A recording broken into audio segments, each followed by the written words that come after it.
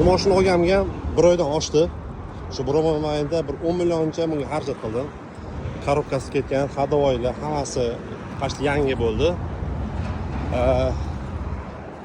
Xudo xohlasa bitta mana shu orqa balon qotirgan joyini to'g'irlatirsam bo'ldi. Bu mashina bo'yicha ma'lumot berib o'taman, kimgadir qiziq bo'lsa.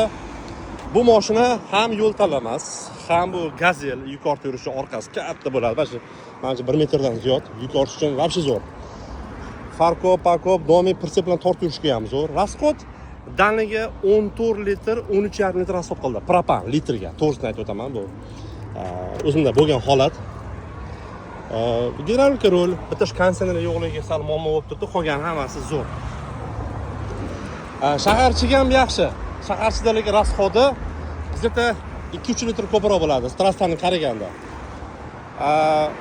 Yo zo'r mashina, baland, yo'l tanlamas.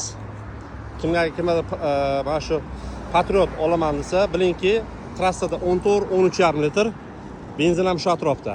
Balki kamroq, ko'proqda, menda shunaqa. Shahar ichida даже agar Portia bo'lsa 20 litrgacha rasxod qiladi. Meni fikrim, yana bilmadim.